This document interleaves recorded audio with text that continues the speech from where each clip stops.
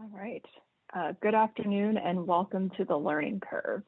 Today's Tech Talk is on debugging model performance with Scale Nucleus, and our presenter is Elliot Branson.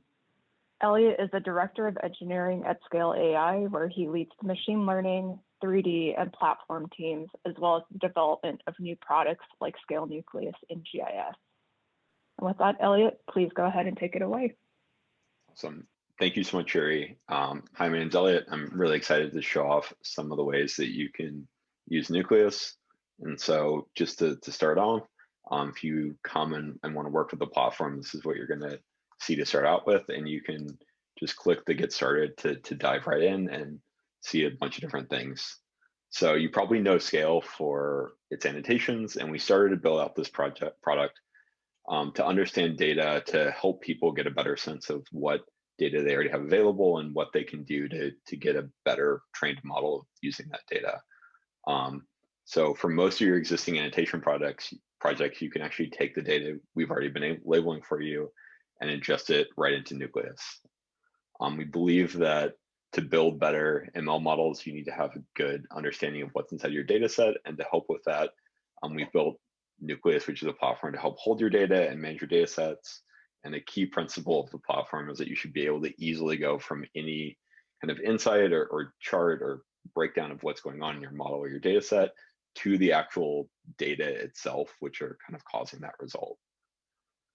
And we really want to push for people to understand their data and for data understanding to be the way that you achieve better model performance. So something that's important to us is to have GUI and API compatibility, so that everything you can see in the GUI to manage your data set, you can actually do in the API. And you can, and from any page within inside the platform, you can click on this and pull up the API that's relevant to whatever you're looking at that time. So you can probably see a bunch of different open source data sets that we've already preloaded into the platform for you to play with. And we've actually taken the liberty of running a couple of our internal models and a couple of open source models on all these data sets so you can understand and kind of see the model performance. So today we're going to work with a subset of our PandaSet, which is something we put together in collaboration with the LiDAR company SI. The data set has 3D cuboids, LSS, and 2D object detections. And today we're just going to work with some 2D object detection models. So you can jump on the platform, you can instantly start to see your data set and all the different ground truth annotations on your data set. You can go into the insights and immediately see distributions of how many annotations there are in each frame, how many different classes are in each frame, and correlation matrices between all different classes. And kind of clicking on anything within this will take you back to that subset of data and actually pulls it up with the query directly typed in. So you could actually type in this query and get back to this exact place. We also have model runs. So we've already ran an efficient depth model that we have trained on the data itself. And so if you want to view that, you can just pull that up and see that overlaid on top of the entire data set. And you can use all of these different things to query and start to understand your data set. So jumping over into a Colab notebook that we're going to share out after this so that everyone can play with it. We first installed a few different dependencies that are used for working with PyTorch and things like that. And you can download our Python API and install that, and it makes working with Nucleus data fairly easy and fairly intuitive. So to get started on the platform, you'll need a live API key, which you can get by signing up for an account. And going into your dashboard and copying that out. And so this is the one set up for our demo account. And then what we're going to do is import Nucleus and kind of download or instantiate a copy of the client.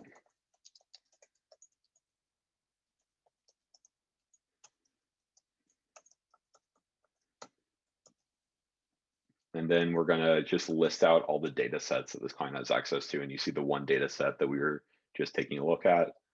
And so we're going to kind of get a copy of that data set and then showing off all the different things that come pre-available. You can see that there's 200 images in the data set. We've run one model on it. the name PandaSet. There's a save slice that we'll come back to and talk about a little bit what that is later on. And you can even start to look at what each data set entry is. And so I'll just download the 10th entry from the data set right here. And you can see all the different annotations, bounding boxes, labels, reference IDs, so you can get back to this exact annotation, as well as the metadata associated with this image that was user defined. So this is from a front camera when the weather was sunny, the URLs and other reference IDs that you can specify. So we'll just download the entire data set right here and load it up, and then just displaying what an image would look like inside the data set.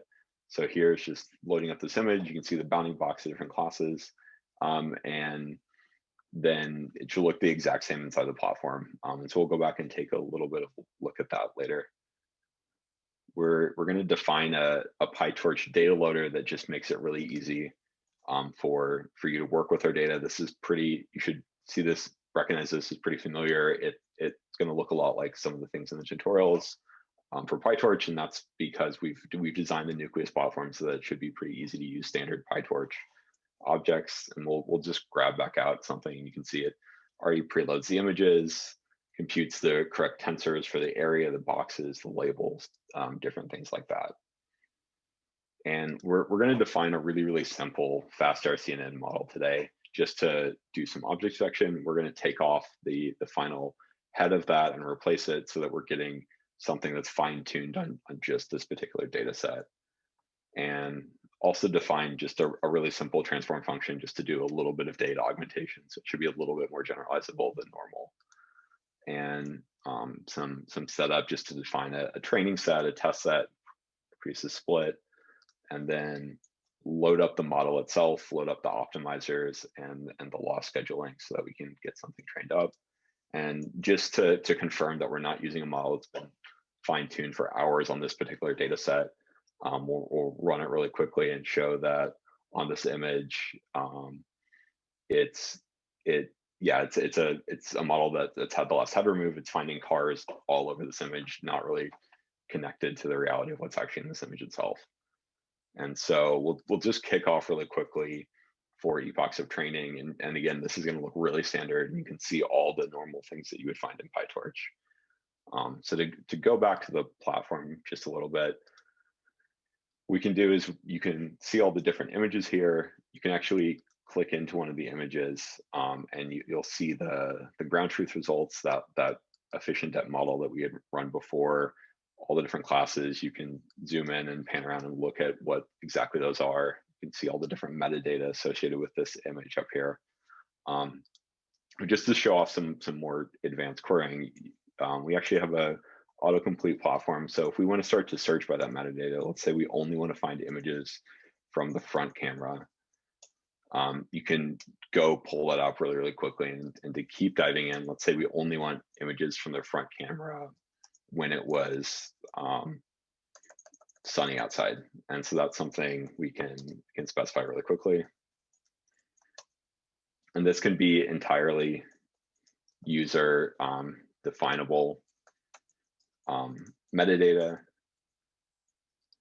So you can put whatever you want into here, strings, dates, like numbers, whatever makes the most sense for the problems that you're particularly trying to solve.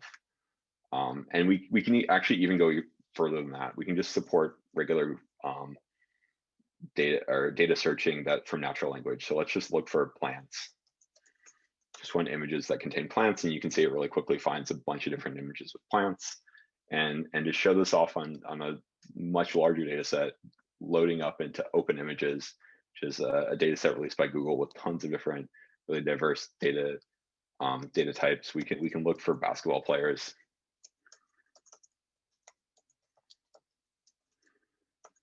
And you see it finds tons of different images that contain basketball players or things that look like basketballs. And then looking for race cars.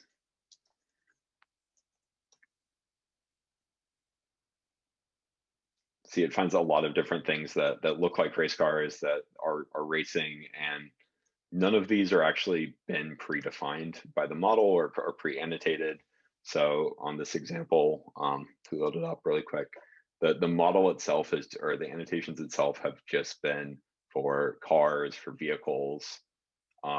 Nothing about race cars itself is already predefined. So this, you can type in whatever you want and you'll be able to see this. So going back to PandaSet and just really quick checking in on the model training. So have a little bit more time. So also to show off some of the other ways that you can kind of view off this data set, you can go in this tabular view, which lets you get a really quick understanding of all the different metadata that you have associated with it. You can also, instead of just overlaying the models, you can also start querying by the models. So let's say we want to find examples of parking meters inside our data set. This isn't something that we've annotated. This is just something that naturally fell out from the model. You can click on that really quickly and you can find buses. Say we want to find examples where there's more than one bus in the data set. We're able to pull up examples like that, or more than one fire hydrant. Also something that's really, really easy to specify and pull up and be able to find. And our autocomplete and natural language search make it pretty easy for you to, before you've even annotated your data set, understand what's inside of it, and figure out what you should be doing to make your data even better. And so we've really focused on making sure that it's easy as possible to use the platform with all the different places that you're already working today, whether it's in Jupyter notebooks, and using frameworks like PyTorch and TensorFlow. And so I guess as we wait for the model to finish up training a little bit, are there any quick questions, anything we can go over really quickly? Taisia asks, what is the plan for integration with labeling? Yeah, so it's a great question. So right now, any of our 2D annotation types, object detection, categorization, semantic segmentation, style of annotation, things like that, we can integrate into the platform and ingest directly from your project with our REST APIs and with our Python library. And very soon we'll be rolling out a version where you're just from your customer dashboard, you can click on any of your 2D projects and have it integrated into the platform. Awesome. So just finished up model training, and just to take a look at how our previous example looks on the trained model. So it looks a lot better. You can see we're not getting car detections from the sky or on the barriers or anything like that. We'll just define a really quick function to show off what it looks like to overlay the model results and the annotations at the same time. And we have great annotations in the car behind us and good model returns, also on the people on the side, and pretty low number of kind of stray false positives on the scene. And so we'll just really quickly run the model on all the different examples from our data set and prepare that and just upload into the platform so we can take a look at it live within Nucleus. So really quickly, all this is doing is just running the model on each example and doing a small format conversion from core extrema-based formats to just a point and a width and a height format. And we can specify any metadata we want. We're also uploading the label from the data set and the confidence, so we can sort and start to work with it based on the confidence that the model is actually having. And you can pass in any type of data you would like inside of this metadata field and use that for searching later on. And so we can make a model object right here and pass in a reference ID. So I've actually already made this model object. So this is kind of something that contains all the different models that and different runs of that model we'll be working with. And then we'll make a specific run of that model, and you can pass in metadata and specify the hyperparameters you're tuning or anything like that to search on later. And we'll package up all of our predictions in batches of 1,000 to upload, just to make it go a little bit faster instead of uploading all of them at once. And you can see it's uploading them pretty quickly. and then we'll commit the model run. So what this does is lets us start pre-processing the data. It just says that you're not going to add in more model results with this exact UID. So we can start to compute IOU and other statistics on the data itself. And so we'll take a look at what it looks like within the platform. And so this is our previous example that we've been working at before, and you see the exact same model that we had just ran. It's loaded up here. We can toggle back and look at the efficient dev model, which is holding up traffic lights and handbags and things like that. And jumping back to the entire data set, we can take a look at our model results on all of these different images really quickly. Can start to see examples where the model and the annotations had missed a couple parked cars that are really close. You can see cases where the model might be over proposing on parking lots and things like that. And you can also just jump into a patch view and to start looking at the examples where the model has a really great IOU and the confidence associated with these returns, cases where the model has pretty poor IOU. And so we can start to understand if this is something that is inherent from our annotations or from our model itself. Look for false positives. And you can see a lot of these are great cases where the annotation just had some records missing. So we can always kind of go through here and say, all right, here's a few examples that we want to actually have re-annotated and send to scale for labeling. And so what we can actually do is create a new slice and say, and call it whatever we want. And so I'll send these examples back into scale later, and we can have it go through the annotation pipeline and get these relabeled. But you can also still just jump back in and can find some examples where the model actually didn't perform as well and had some false negatives. And so what we can do is put together all of these examples into a slice and just call this false positives or negatives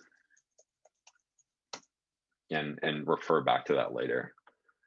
And just to kind of show off what it would look like, and I'm sure a lot of people are familiar with code like this. This is from a model that Facebook released recently, Dieter, and this shows code that they have written that a lot of people have to write over and over and over again to do almost the same thing, where you're doing Hungarian matching, you're sorting things by IOU, and we just want to show off how much easier it is with our platform to do the exact same things.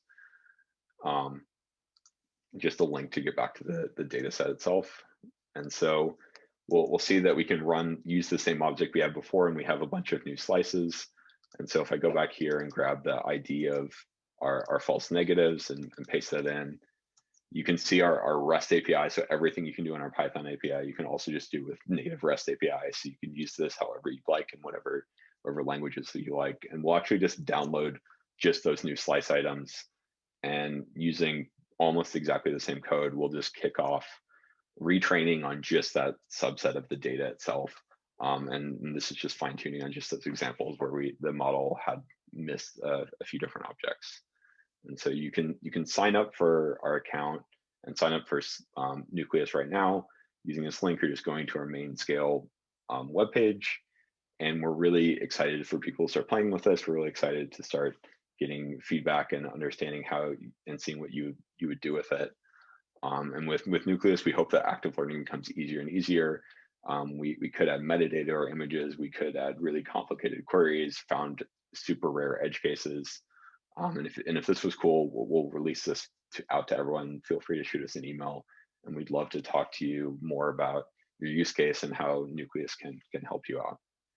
And so on that, love to take any questions. Great. Thanks so much, Elliot. And we do have a couple of questions here. First, you mentioned Operation Vacation in the invite. Can you share more about what that means and how what you're showing accomplishes this? Yeah, so like the example, going back to the example of how to sort by IU, this is code that isn't defined. It has to be slightly specific to different problem domains. And it's something that every ML engineer rewrites their own copy of this over and over and over again. And it's something where people spend a lot of time creating the machinery to just train and understand what their models are doing. And so we want to make a platform that lets you understand what models are doing just natively and the moment you upload your data, even if there's no annotations inside of your data. And by having a collection of models that are already uploaded so that you can run those models in your data sets and start to understand what's inside of your data before you've ever annotated a piece of data, you can use those models to find edge cases and be able to retrain your models even faster. You can dive in and understand where your model's underperforming and overperforming so that you can retrain your models even faster. We hope to kind of cut down on some of the really, really common dead time and make it so that you're doing the things that you actually love, which is creating and training models and not creating the plumbing and creating the machinery of doing that. Great. The next question we have here, does Scale also automatically generate quick summaries, insights, stats with respect to patterns in model mistakes? E.g., the trained model tends to have difficulty detecting vehicle and rainy weather or vehicles of a particular size, etc. Yeah, and that's features like that and analysis like that is something that we'll be releasing very soon. And we'd love to share that out and have people take a look at that when that comes. What we're targeting right now is the ability to say, like, here are classes where your model is overperforming compared to your ground truth automatically.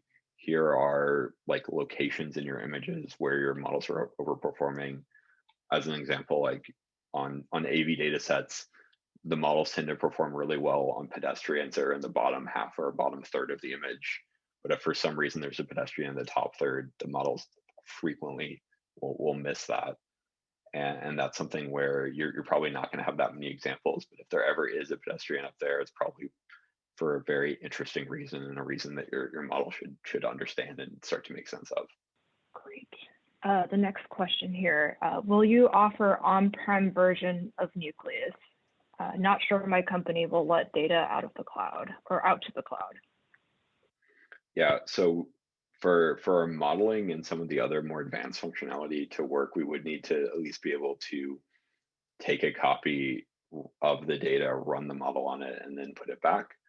But we are interested, especially for customers with really, really unusual data or really large data sets. We'd love to talk with you about a version that can use the data that you already have stored in your cloud environment and have this be more of a front end for you. Great. What are some of the query params I can use to slice my data? Yeah, so you can use any metadata that you want. So if you want to upload time of day, you can search by that time of day. If you want to upload the temperature, you can search by ranges of numbers or any strings that you want to upload. Also, you can search by the scale models that we already have on the platform. You can run those on your data and then use those to find things. So for example, like we saw earlier, we hadn't labeled fire hydrants at all, but we could use an already trained model to look for examples with fire hydrants. And you can search for based on your own model. So looking at times when your model found a particular object or your model found more than 100 objects in an image and things like that. And you can chain any combination of these. So find cases from the rear camera when it was sunny and my model found a dog is a query that you can write. Great. How does the natural language search work? How reliable is it? Can you elaborate?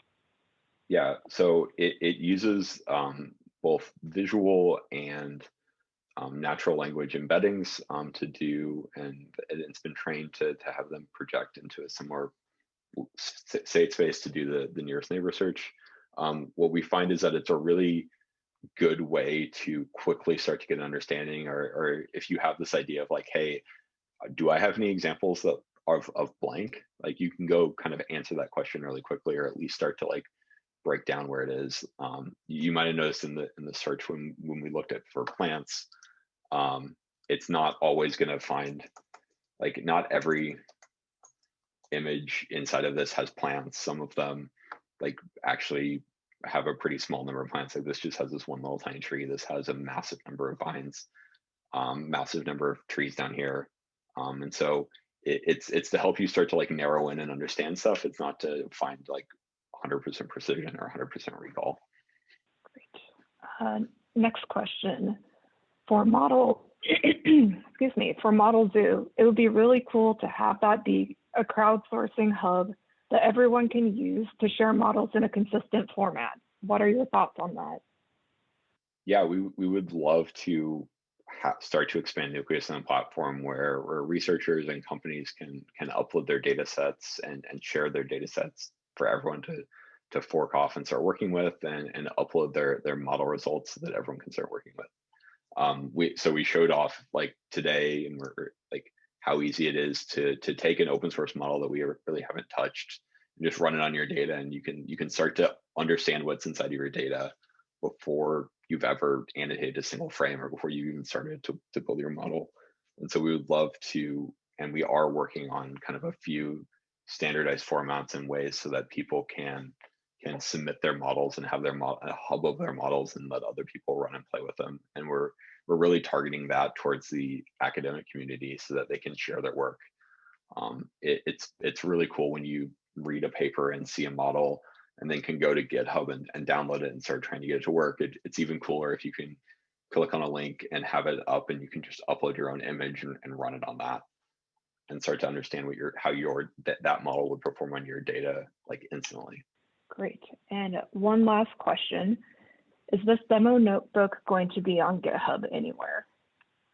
Yes, we're planning on sending out the notebook as well as some sign up links about Nucleus to everyone that attended today so that they can look at it and take a copy and start to play with it directly.